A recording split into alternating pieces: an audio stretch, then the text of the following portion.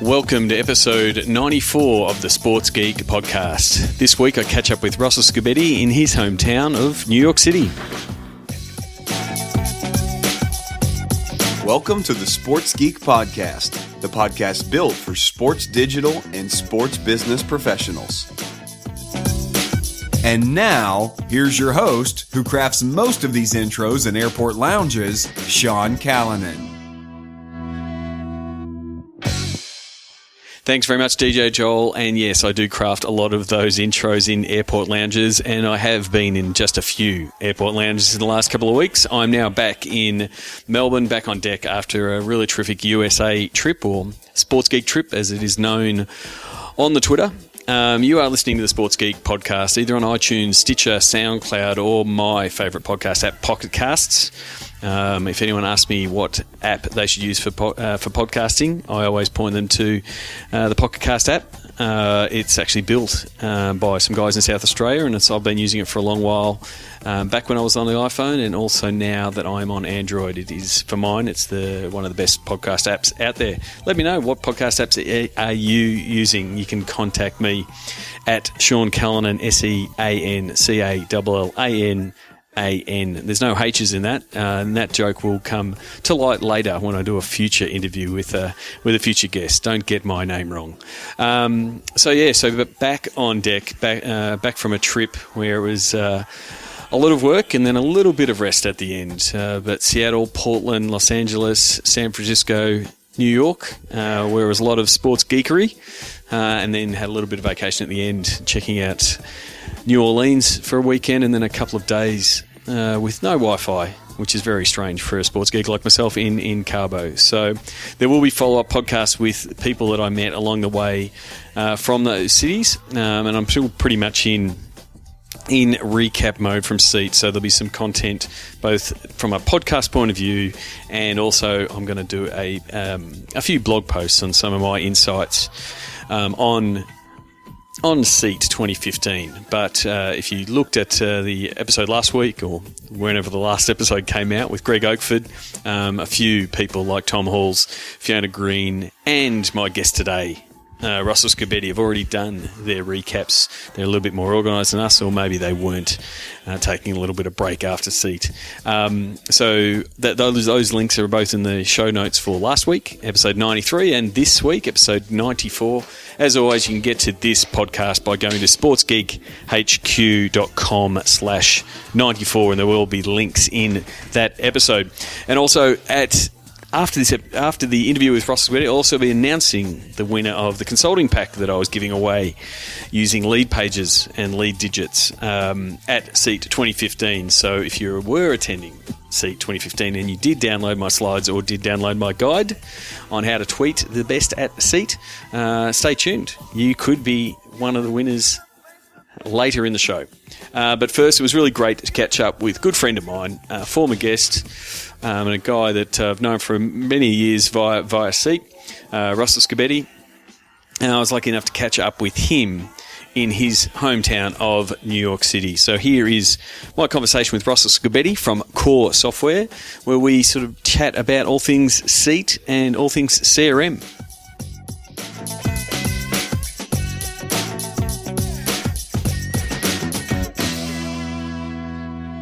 Very happy to be in New York and catching up with a good friend of mine. We only caught up a couple of days ago, it seems, in San Francisco. Russell Scibetti from Core Software, welcome back to the Sports Geek podcast. Thanks, Sean. Happy to be back. And happy to thank you for hosting us at I literally walked from Madison Square Garden, I don't know if it was 200 metres, if that, and right at your offices here, right in the middle of New York. 200 meters is just about one block for those that need to deal with the metric conversion. Yeah, there'll be a metric converter in the show notes. So you've been on the podcast before. People will know you from thebusinessofsports.com. And you are now at Core Software. You're the VP of Product Strategy. Have you turned Periscope on already? I have already turned Periscope for those. I am live Periscoping as we chat, which seems appropriate for this event. Well, if any questions come through on your Periscope for me or for you, please interject at any point.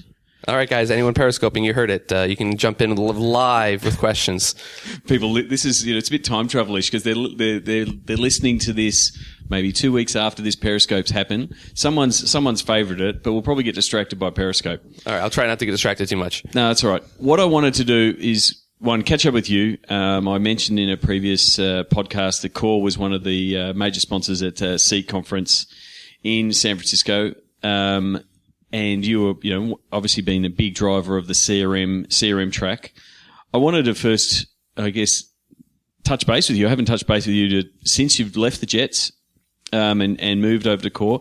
First of all, how have you found the transition from the team side of things, working with the Jets to now being on that product side, and sort of part of that, explain what your role here is at Core? Yeah.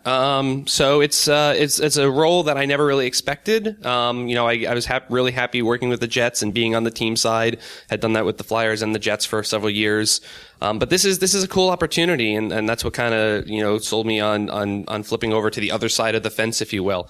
Here we've got more than 70 different teams that use all of our different products. I used all of the products that Core had during my 5 years at the Jets. So it actually made the transition really easy. I've known the guys here for a long time. A lot of things that I was pushing to do at the Jets ended up back into the product. So it was kind of like I was already doing part of what my role is here now in terms of keeping the product moving forward, figuring out the needs of the teams and how we can deliver that from the software perspective. So now I just do it in an official capacity, actually, with Core. It's a lot of fun. We've got a lot of great customers, people that I've been friends with and peers with over the last several years, where we've commiserated at Seat through those roundtables and everything else. So I feel like I've got a really pretty broad understanding of the things that teams and people are asking for. And so now my job is for our customers, how do we put that into the product? How do we keep that moving forward? How do we keep them happy? And how do we just keep the business side? How do we use data properly, whether it's CRM or warehouse or analytics? How do we meet their needs and help them solve their challenges from the CRM and data perspectives? So it's been a lot of fun. That's the thing we were just talking earlier. You're sort of effectively bringing that team point of view in-house to Core. But from what you were saying, you were already doing that before you even joined. For people who don't know, you want to give us a bit of a background of, what Core Software was and what it is now, and what its offerings are to the sports industry? Yeah, absolutely. So Core has been doing this for several years. Originally was, just a general CRM services provider. But had some customers early on that were in the sports vertical, and realized that as they were getting some success with a couple of teams, that it was things that could be replicated and delivered to more and more teams, because a lot of the challenges people are facing are the same. So as soon as they kind of had that knowledge base to work off of, whether it's for the sponsorship side or the ticket sales and retention side, it really opened up the vertical. But it was always very kind of services oriented. Everything was kind of very custom for each of the different customers. So one of the things that we've really been doing now over the last couple of years, and is my focus here, is building it into a more standardized software product. But the challenge there is you don't want to over standardize things. 80 to 90% of the things that teams need from the CRM perspective are pretty comparable from team to team and even sport to sport. But you also need to get that last 10 to 20% right. So whereas in the past that would often require a lot of maybe complex customizations, what we're trying to do here from being a software company is how do we make those very configurable? How do we give you lots of ability to turn things on and off or change settings, change the user experience, still within the context of a single product? So that way you really nail that last 10 to 20% that's unique to you. And do it in a way so that as we keep making the product better, we can keep giving you updates and let you turn new things on and off without having to go customer to customer to customer and say, well, this is going to work for you. This is not going to work because of something else you've done in the past. So there's a lot of benefits to the customers to keep the product evolving rapidly. We do updates every 3 months now, rather than having to look at every customer and figure out how we're going to give them those updates on a one-by-one basis. So you're overseeing, as VP of Product Strategy, you're overseeing both what the customers want and being that touch point, talking to customers about what the change, what changes they're looking for, what is that 20%, but then also working with your development team on rolling out those changes and bringing through the changes in an agile manner. I'm assuming you're doing something in an agile way. Yep, exactly. So we've got, that was the learning curve for me on the technology side, switching from being on the team where you're in the weeds doing everything on a day-to-day basis versus, how do we continually evolve a product? So we use, agile methodology. We have weekly sprints and we prioritize and deprioritize different requests from customers versus our own items. We don't try to pre-plan, a year at a time. We have that flexibility to be responsive when those types of requests come up and balance that with kind of the longer term, initiatives or product enhancements. So learning the development process and how to manage that properly, was definitely the biggest learning curve I had switching over. And Troy is asking if we're going to talk about any regression analysis on this podcast. I think we're going to skip that one, Troy, but we'll try to mix, maybe if we can, we'll get in some coefficients and regressions later on in the show.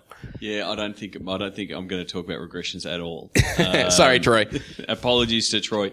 I guess what I wanted to discuss with you is, I guess, the uniqueness that the sports industry requires, like some of its requirements, because CRM is, our good friend Paul Greenberg ran a terrific panel at SEAT with some absolute rock stars of the CRM industry. But sports is a unique beast from a CRM and from a data point of view in the different facets that you have to get around. What are some of the things that you've noticed, understanding the broader CRM industry, but what specific things, the specific challenges that sport offers that, I guess, what you're trying to solve with the products at core?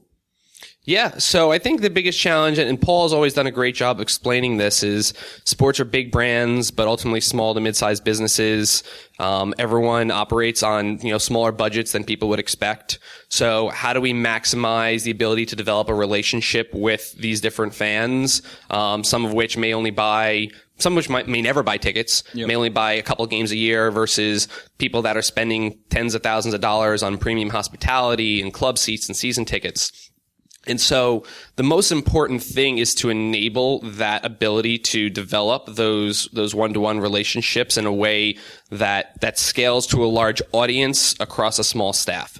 We put a lot of energy into how do we make the people on the front lines more efficient with what they do? How do we help them capture those little bits of information that can make the difference in making a customer feel appreciated? Who is your favorite player? What's your favorite, what are those memories that stand out to you? Things that will help you sell as well as help you retain customers, help you solve problems faster. How do we put a lot of information about that person's history, the ticket purchase history, all the past conversations, all that important information that makes you realize that the team cares about you and is trying to deliver something unique to you. So that's the most important thing that we can do is help the staff at the teams build those relationships faster and better, a tighter relationship. I'm going to kill off the Periscope now, but thank you to everyone who was watching. We'll go and download the podcast. Sean and I are going to keep talking. All right, and Periscope is now out. So I wanted to sort of dive into, I guess, your SEAT experience. Us being, even though we did have a few crossover tracks, dual tracks with CRM and digital guys, we hardly saw each other at SEAT because I was in the digital track and you were in the CRM track. Been reading some of the great takeaways from people who were at SEAT already. From guys like Tom Halls and Fiona Green have already shared some posts. What were some of your key takeaways or themes from the content coming out of SEAT in San Francisco?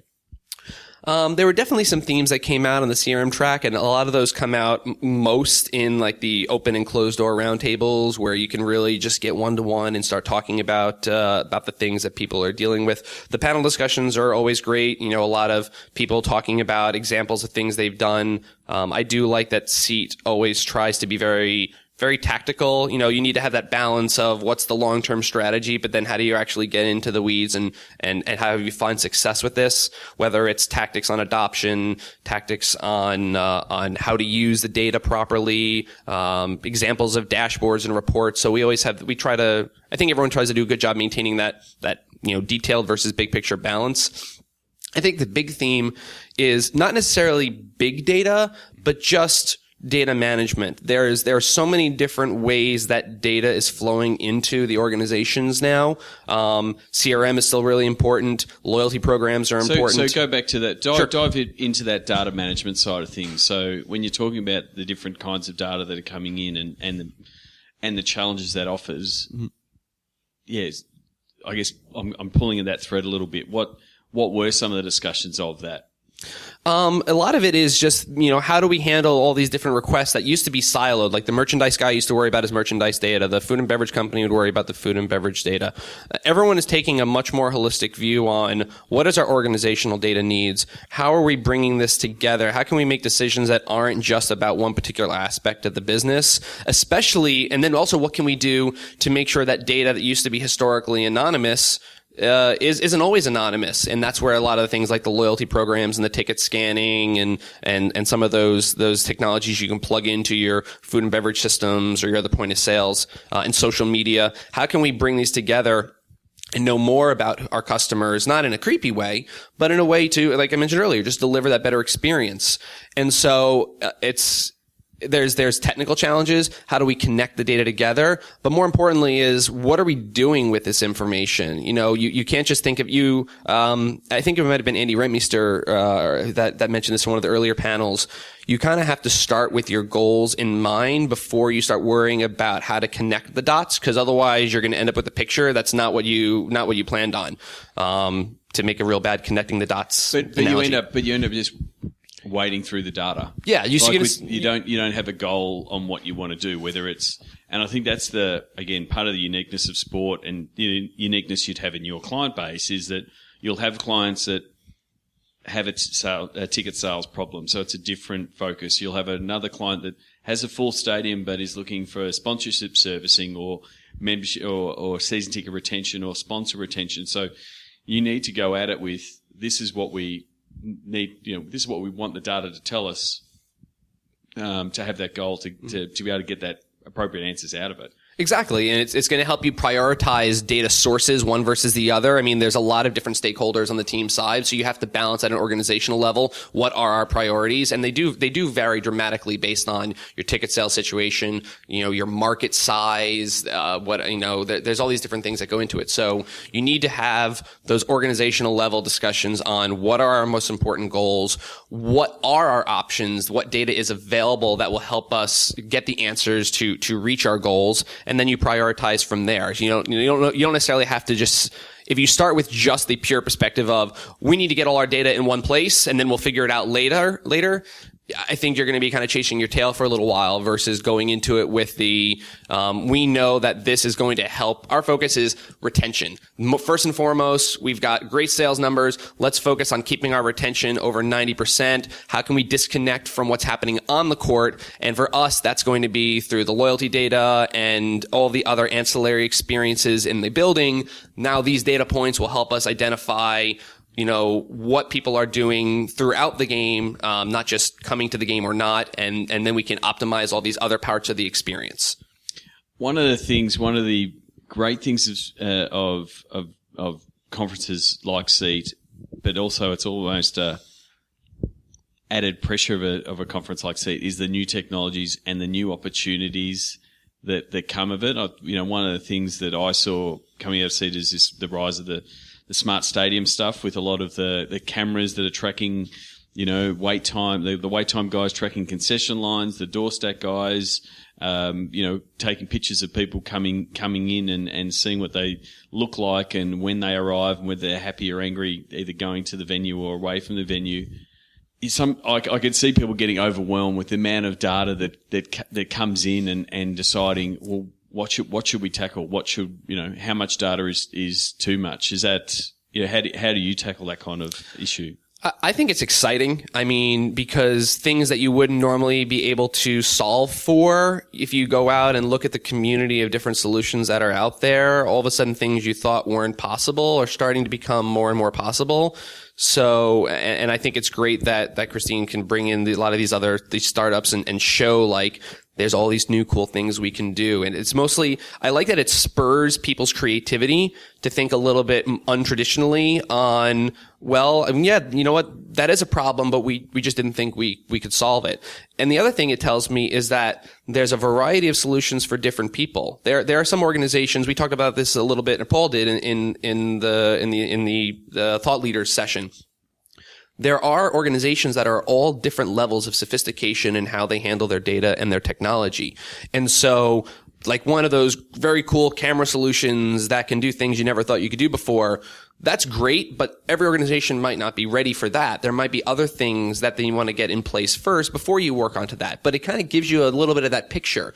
You know, it drives innovation, it drives future forward thinking. But it doesn't mean you have to start grabbing everything from the buffet line. If you start doing that, you know, you can't just think about it from, let me go grab all those cool widgets. That was another session we had is, about maybe things that didn't always work. And sometimes that happens when you get so obsessed with something that just looks cool, but you didn't have the goal in mind first. Yeah, so it's very important not to be distracted by the bright, shiny thing. Yes. And there are lots of bright, shiny things.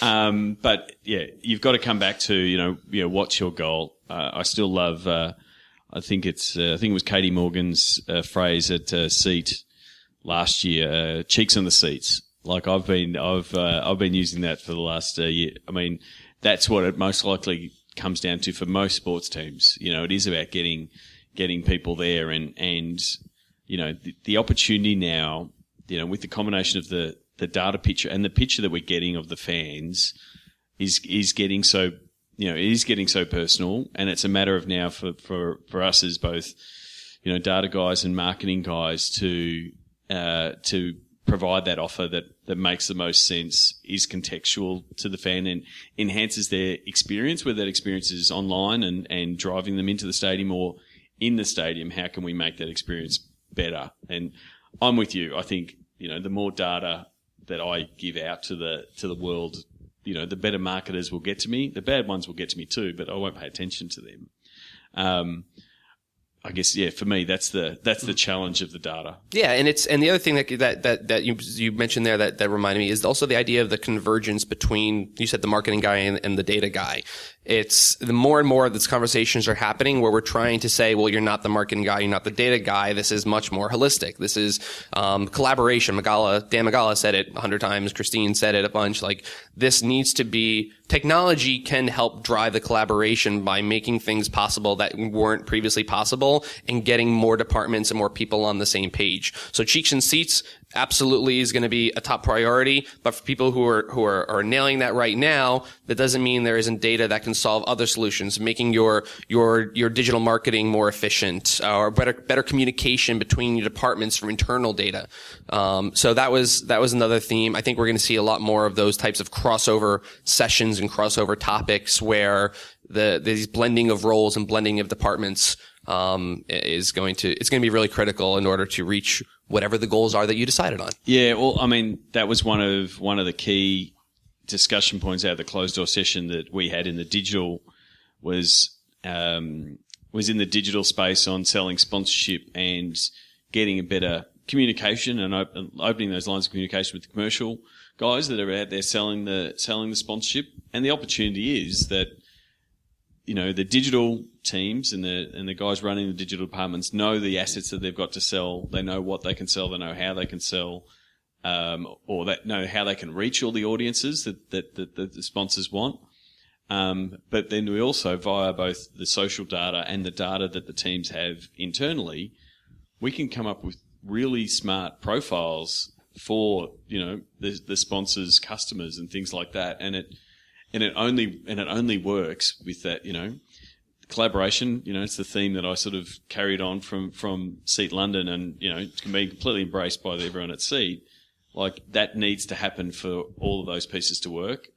And the same discussions I'm assuming were happening in the CRM is that, digital and data is becoming more and more horizontal across organizations, and being more of a service to all of the business rather than being, like you're saying before, silos, because it only works when you get it into that mode. And it does take time. It does take a little bit of breaking down walls and getting people to work together.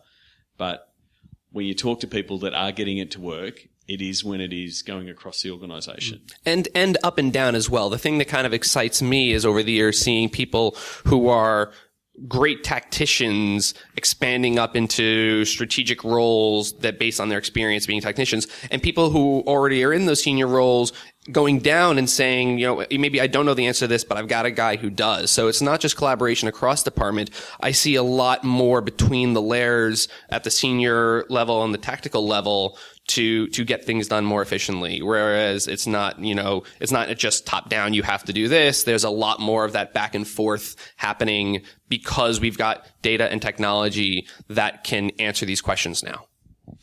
One thing I did want to touch on before we finish up this chat is your work at thebusinessofsports.com.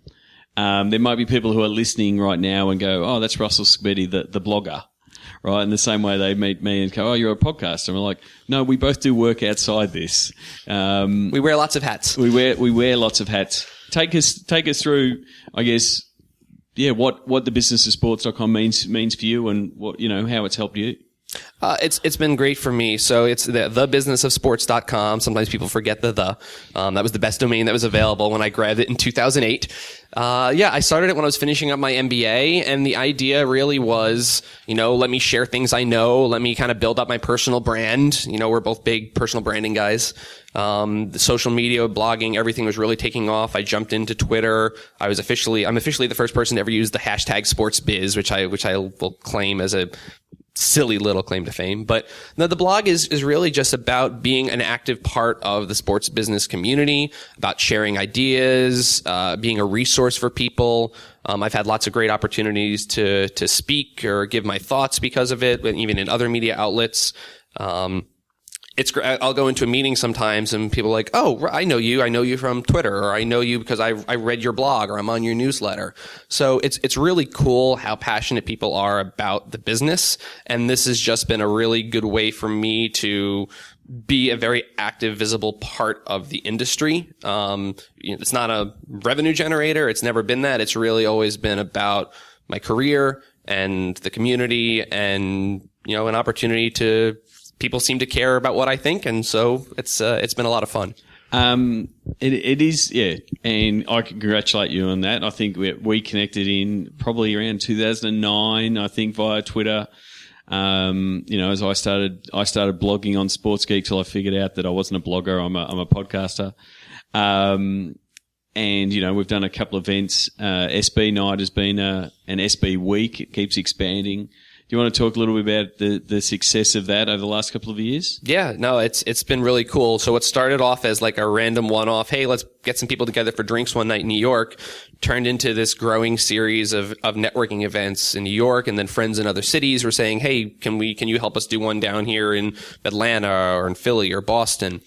And then a couple of years ago, we said, well, let's go crazy. Let's have as many cities as we can, at first on the same night. And then really, that was a little too hard. There was always nights that were bad, so we spanned it out to a whole week. So this last year, which is like, if you count the first SB night, is really the third incarnation of it. Sports Business Week, hashtag SB Week, not Spring Break Week. Sometimes we run into some hashtag conflict. We had events in 39 cities in 6 countries. Had over 1,500 people attend. Some cities are small, 10 to 20 people. New York, we get 150 plus. Sean, you've always been great about hosting the ones down in Melbourne. And we raised over $8,000 for the V Foundation. A couple years ago, we added a $5 per person charity component to it. So, it's a good opportunity for us to give back. And really, I call it's the reception after the conference without the conference. Yep. Just go out, meet new people, do similar jobs as you, grow your network in the city. And, this industry is so much about who you know and what they know about you in order to find those opportunities for yourself, whether it's 6 months from now or 6 years from now. And so anything we can do to help people connect with one another, it was a really nice way to take something that was purely digital and give a real world face-to-face component to it.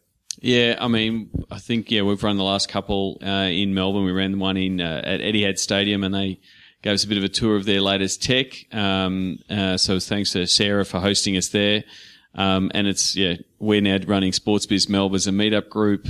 Because it is a great way, and that's a really good way of describing it. It's the networking reception after a conference.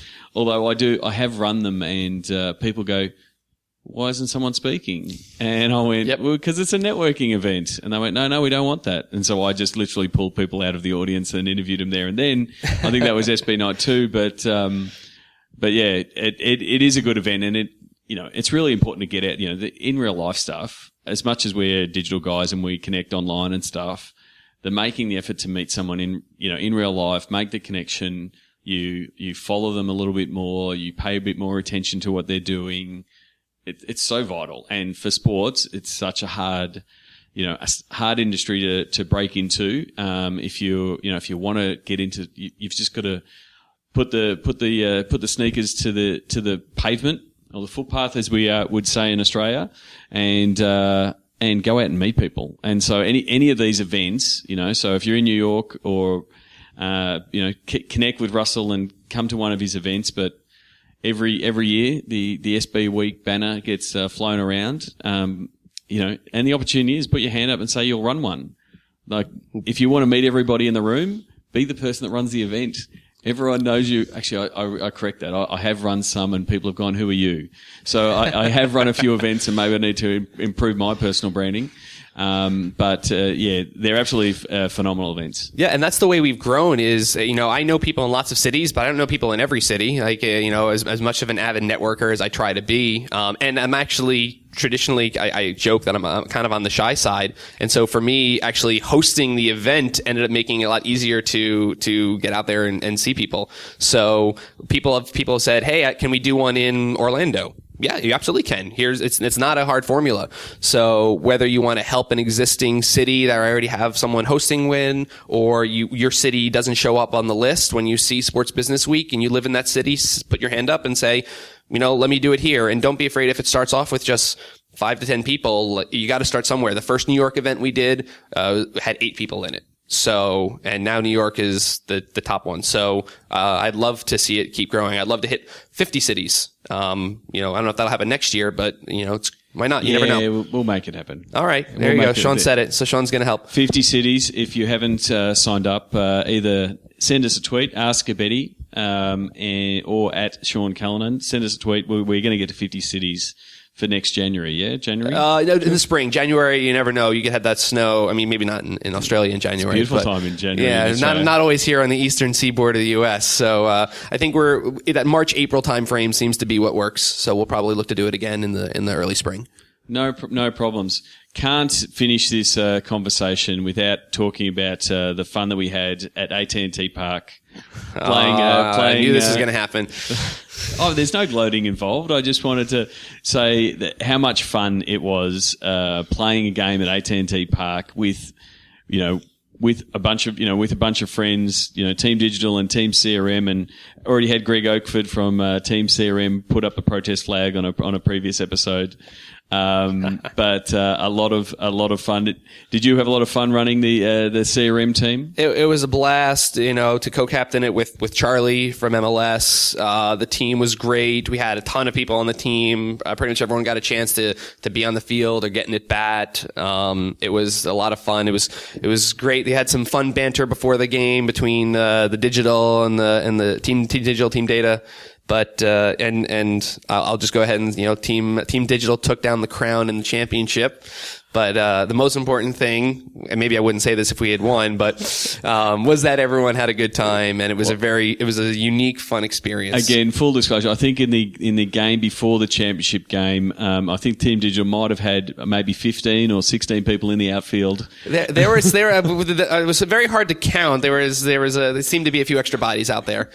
But as I said, I actually caught up with Tom McGowan yesterday. He's in New York, and he was my co-commentator for the game. I think I said it on the mic. Us digital guys, we're all about the win. We're not worried about numbers as much as the data guys. But yeah, it was fun. It was a fun game. I did have a quick word to Kenny Lauer and say, make sure we don't have too many people in the outfield in the final. Russell will go berserk. But in fairness, we actually did on purpose. Yeah, we tried to get you back on that. It didn't matter, unfortunately. If they don't get out of the infield, it didn't matter. And yeah, top pitching by Aaron LaValle, but so much fun. So again, thanks to Bill Schleuer from the Giants for hosting us, and yeah, a great way to finish off seat in San Francisco. So next year, 2016, Las Vegas. Are you already planning Team CRM's revenge? Oh yes, absolutely. And I'm personally hoping it's in a poker tournament. That's going to play to my strengths. But whatever the particular challenge may be, I'm sure we'll be ready for another round. No problems. Russell, thank you very much for coming on the podcast. I shouldn't have to say this, but where can people find you on the internet?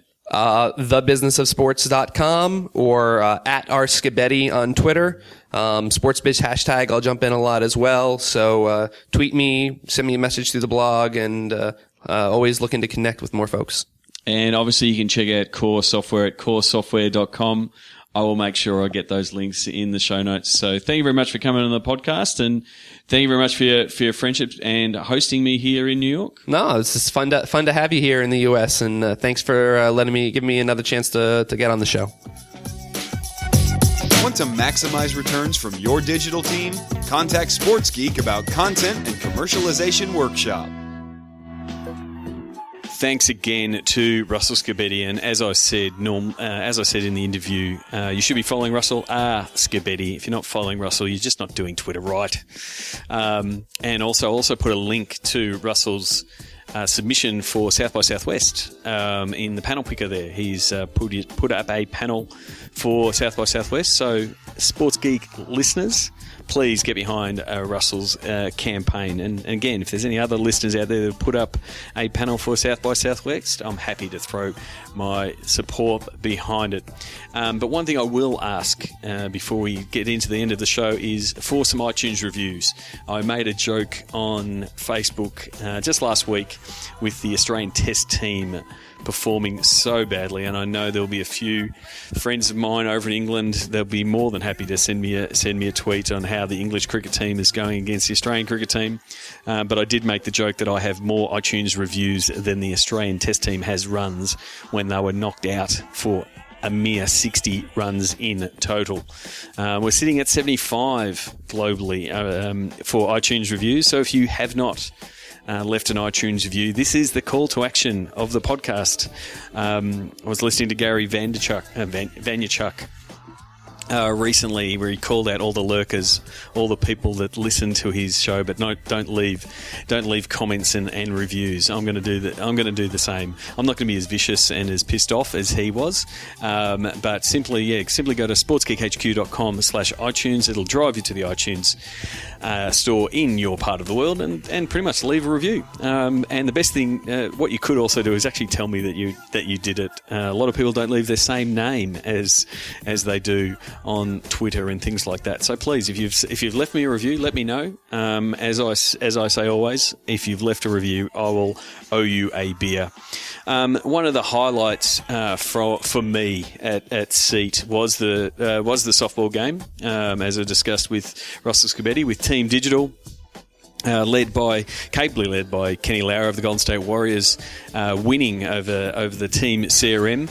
But the final two games, I actually did not play. I made sure that I I secured my repaired Achilles. I got a stand-up double in the first game, and then I decided to retire. But a lot of fun presenting with Tom McGowan, and I don't think I could have had any more fun. I was out in the field. Tom and I had an absolute ball, and stay tuned to the end of the podcast. James is going to put our little audio clip that Shane Harmon grabbed when Tom decided that it was the ninth inning stretch at AT&T Park, and we ended up singing "Take Me Out to the Ball Game." So that was a lot of fun, and also, as promised, for those of you who did attend SEAT, I was using Lead Pages.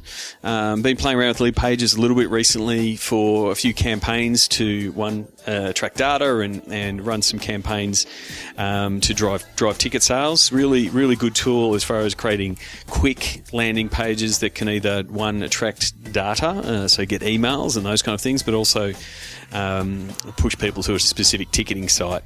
Been using a little bit with Facebook conversion pixels and the like, so it gives you a lot of flexibility in that space. And one of the other products that they've got is Lead Digits, and it allows you to say, hey, here's my number, here's my phone number, and a mobile number, and simply text this number, and you will get a response. So I used that quite effectively on stage from SEAT, where I simply said, and I could have done a bit more preparation. I'm just scrolling through my feed now to grab the image, but simply it was a simple call to action where it said text the word Sports Geek, all one word, to the number 33444, and anybody who did that went in the draw to win a Sports Geek consulting package.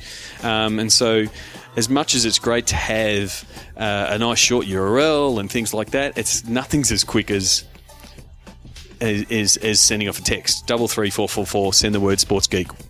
And it comes back and says, what's your email? Those kind of things. So, drum roll. And the winner is Brad Worthman, who is the Associate AD of Marketing and Fan Development at the University of Illinois. So I'll be in touch with Brad and looking forward to doing a couple of sessions via the GoTo meeting on some of the initiatives that they're doing there.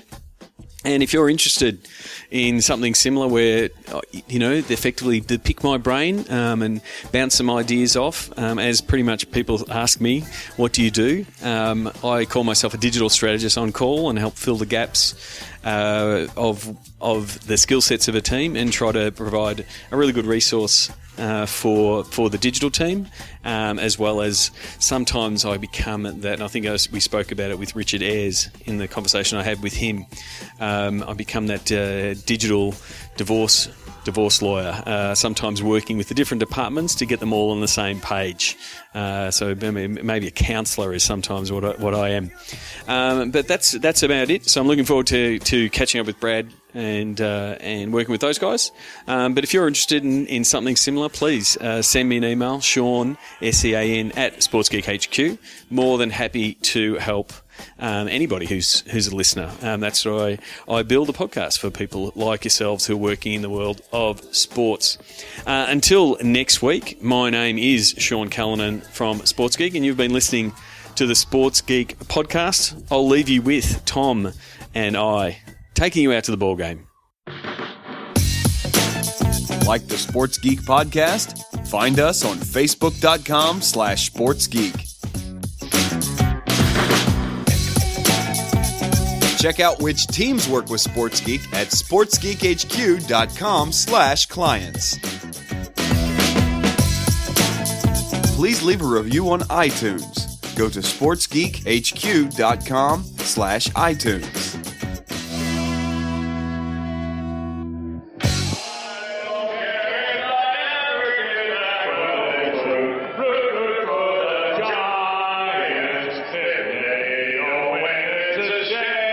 Come on, Sean. 1, 2.